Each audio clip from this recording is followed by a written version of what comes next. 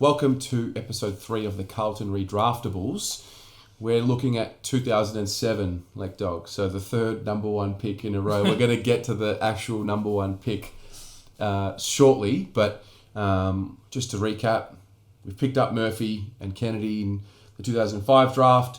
We get to 2006. We get a Spoon, another one. Then we draft Big Bad Bryce Gibbs. Now we go into 2007. Mm-hmm. What are some of the notables of the season of 2007? Yeah, spirits were higher, I think, than previous, because you can't get worse than the bottom ladder twice in a row. Yep. And we were slightly better. We only came second last, which deemed another priority pick to the Blues. Mm-hmm. So we still ended up with the number one pick, which was good, I guess. Yeah. I mean, I would rather be better, but that's okay. This is all in hindsight. But the alarm bell should have been ringing because we won another preseason cup. Yep. And history says if we do that, we play the real season real badly because, weirdly, Terry, when you play your full squad in the preseason and you're kind of beating teams that are playing their reserves, when it comes to the real thing, you're going to struggle. Yep, it's true. When you play full strength in the preseason, it doesn't bode well. No. At least we now know. We now know when preseason happens how to take it. Yeah, exactly. Yeah. So it was a pretty rough period for us still. We were led by a Lance Whitnell that could barely walk. Yeah. Dennis Pagan got sacked this year and Brett Ratton took over as interim coach and then was signed for a 2-year deal. Mm-hmm. And it was kind of a rough off-season. We had a lot of players. We had 3 legends, really, of the club, or legends, 3 very good players of the club leave or retire. So that was Kuda, who we don't... He was a legend. He is a legend. Yeah. Lance Whitnell, who was the current captain at the time, was a good player. And I think he's underrated, probably. He kicked over, almost 350 goals across his career and had some years of really good form. He did. But towards the end... Yeah, it was just it didn't look too much like an athlete towards the end, did he? No. And Matthew Lappin was the last one, and he actually he's been on record to say he stood aside so that the youth movement could continue for the Blues. Yep. And players like Bryce Gibbs and Mike Murphy and Cade Simpson could all stand up, and so he sort of stood aside. He probably could have played on, similar to sort of a Cade Simpson, Dale Thomas. You probably could have got another year out of him. Yeah. But wanted to make way for the youth movement, which the Blues had started. Yep. But they didn't necessarily continue or commit to this year. But not at the end of this year, no. We'll get to that. I just wanted to touch on Kuda, who obviously premiership player. He was an All-Australian. He was a captain. This was the first player that had retired that, like, me and my family were like, shaken. We were like watching him kind of struggle in that last year with some injuries as well.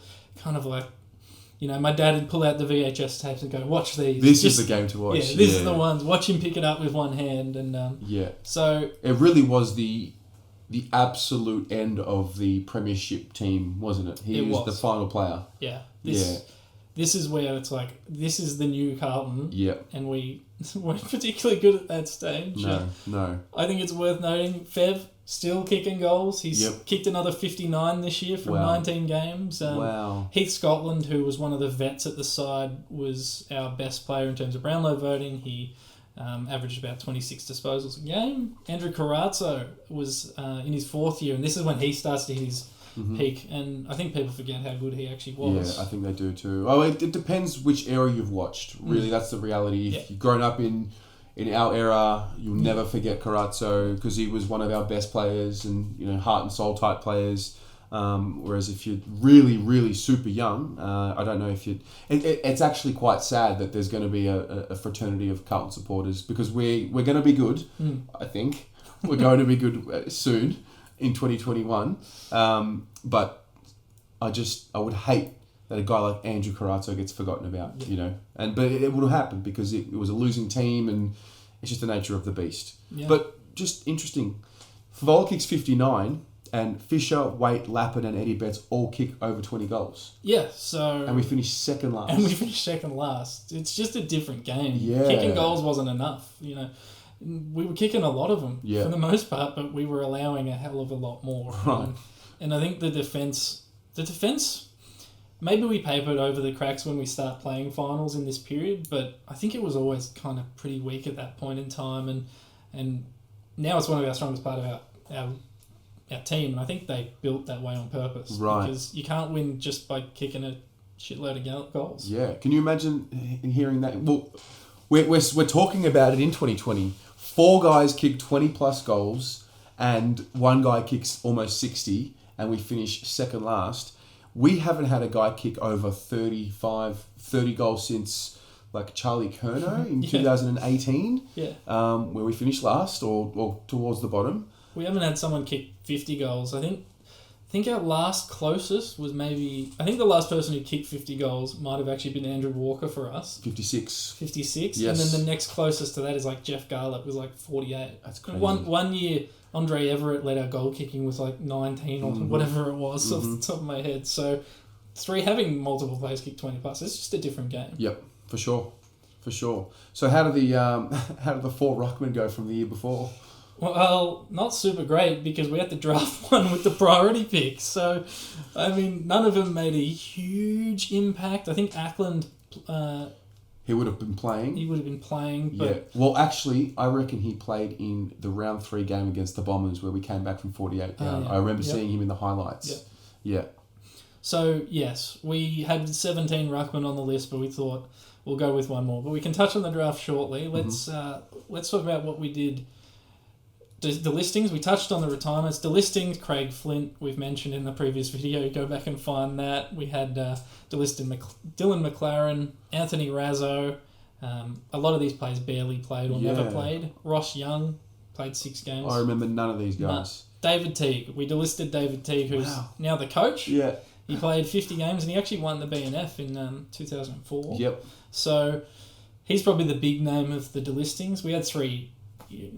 best 22 players retire as well. Yeah. Lance Whitnell, best 22 by sake of being captain, but he was still in the best 22. So 3 or 4 gaps to fill in this best 22, and they certainly tried. Yeah. I also remember Murphy started taking another step forward. I mean, for me, he was always showing something, but 2007, he really started lifting a little bit more, and he obviously wasn't our best midfielder, but, those early formative stages of midfielders' careers, you're not putting the pressure on them, but he always rose to the occasion and he would find a way to get his 20, 22.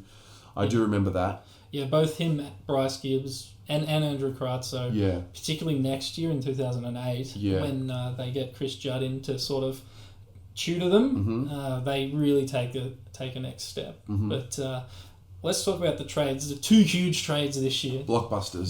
So the obvious one to talk about is the Richard Hadley trade. Clearly the biggest one. We traded him in from Brisbane.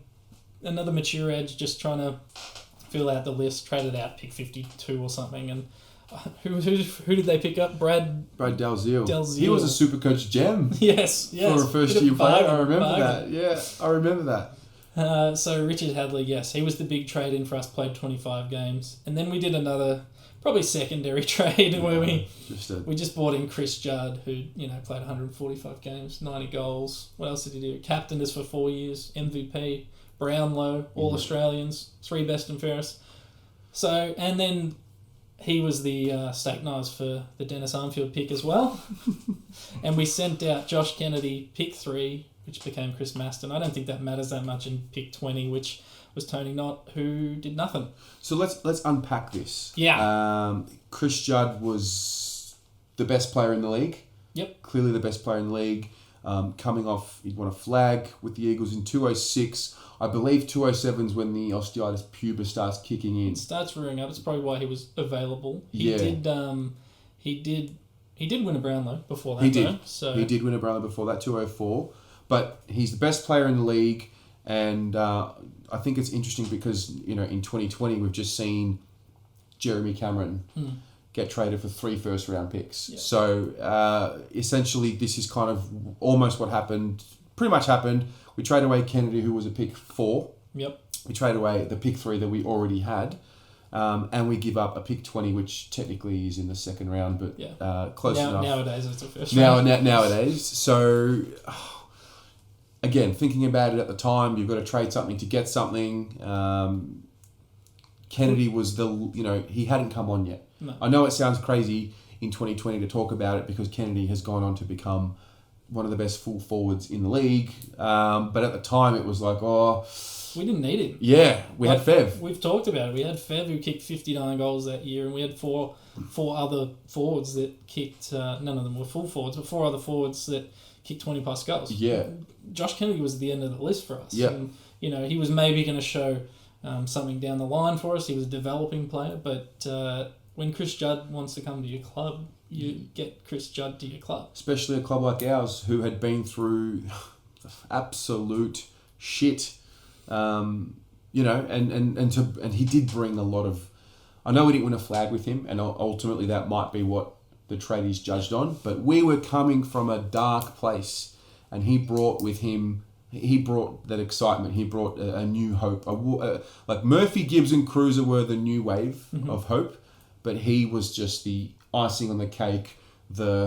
We can't not be flag contenders with this guy at the club.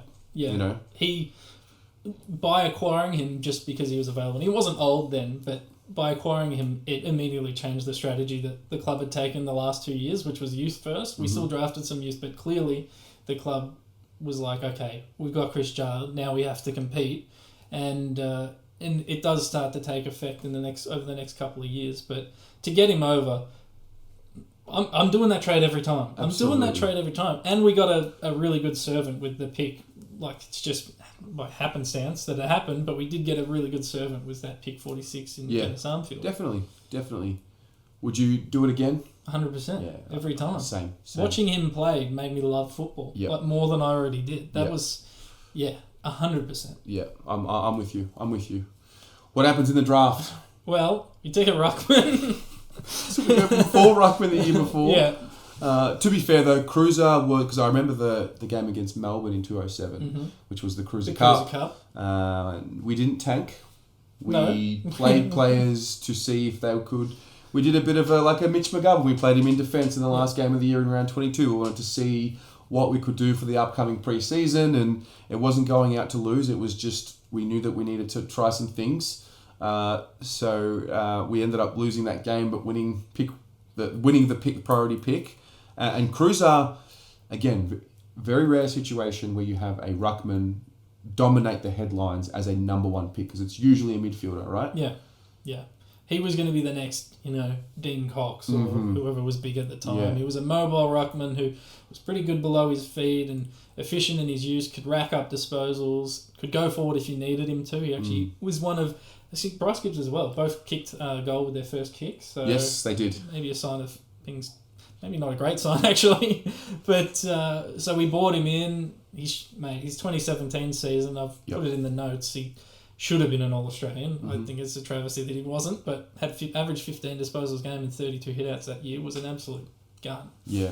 Obviously, we know injuries cut his career short. Such a shame. Not a bad person, no off-field issues ever.